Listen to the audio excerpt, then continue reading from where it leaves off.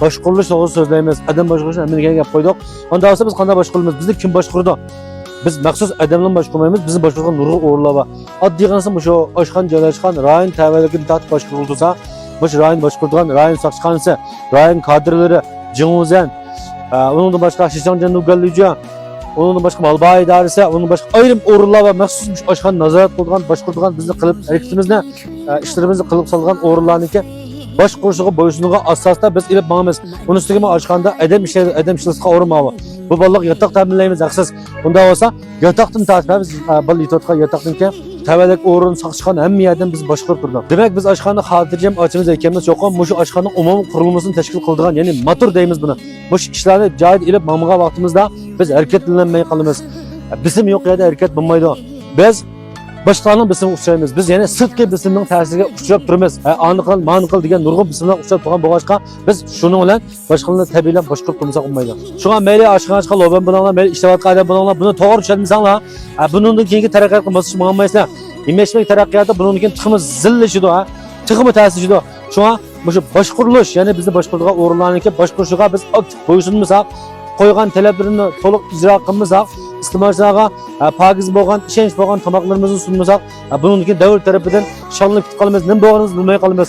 Shunga bizni boshqaradiganlarga ular qarshi holat emas, balki ular moslashgan holatda ularning talablarini o'rnab turib oshgan ish mangayveramiz.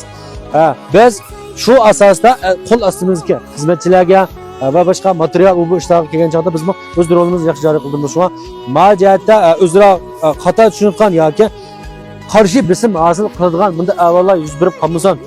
Do'yin kirayotgan ustamlar bo'lsanglar, mayli lobalar bo'lsanglar, bu gapni yaxshi o'ylab qolsanglar bo'ladi. Biz hargizmi bizni boshqargan o'rinlarga qarshi chiqmaymiz. Ularning degan ishini oshirib o'rinsa o'rinlaymiz. Ular degan bo'yicha qilmasak, dukunimiz bichetlab qo'ydi, jirmon to'laymiz. Hatto bizni mush kasbdan chekinib to'laydi.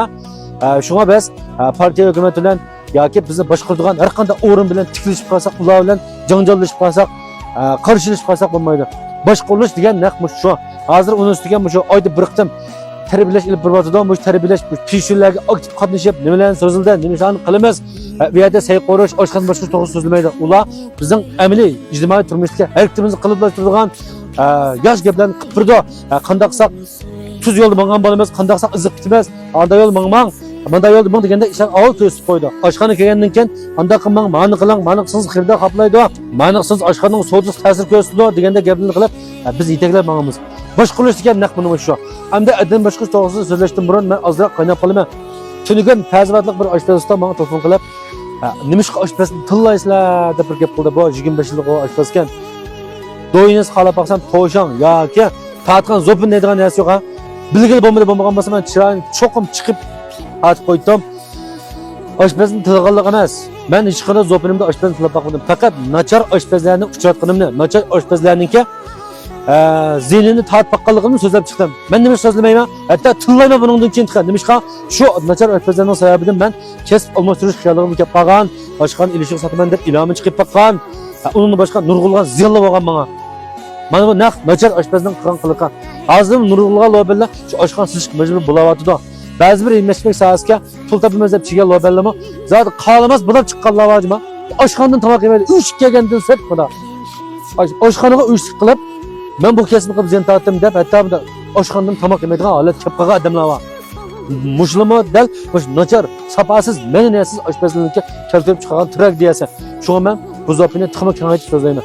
Kerakli zopinimiz biz odam boshqarish to'g'risida so'zlab chiqamiz. Shu chaqda hammanglarga aniq bildirib qo'yaman. Mening do'konimda Fazvat Qustamda 2 var, Shag'aytim 3 var. 5 odam bor Fazvatdan kelib, "Xo'sh, efendim, choy taomlari, ya'ni 2-chi qavatda cho'ngsay, so'g'say ilib manglatgan ustamlarim bor. Kelayaptim shu ustamlarimni, Shag'aytimni yonga olib qo'yib turib, "Ma Fazvatdan kelgan. Qada Fazvat Qustam ko'rayotgansizmi, do'yinni, mazobimni ko'rdingmi?" deb ashulni chiqib qolib zopin tatiyman.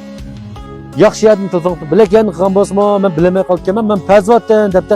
Ko'p yardım keldi. Mening do'konimda naq 5 odam bor. 3 shagird, 2 ustam.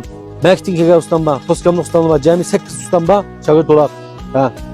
Aş Fazvat ustamni chiqirib turib do'yin ishlayman. Fazvatdan ne isil kishilarimiz chiqqan, ne qo'llamishon vangfonlarimiz chiqmoqda. Masalan, Sharkar, Sharalxon, Ahmad, Chodijan hammasi Fazvatlar. Bu yerda yurt ayrimiz qiyin emas, balki Fazvat ustam bo'lsangiz, menga shilting atmang. Men do'konimda Fazvat ustamlar menga sayq qo'yib turadi. Mashina oymay ilyotidi. Do'konga kelib, hozir mashina olib bo'ldi. Bir ustam o'shadan yaxshi mashinadan birini oldi, qolganlarni shunga tirishvatidi. Shunga menga baho bermay, siz qo'ng sholqini adalab 25 yil yanqimda bir oshqan ish boqmabsiz. Hozir boshqa ishlayotibsiz. Numus qiling shuning buncha.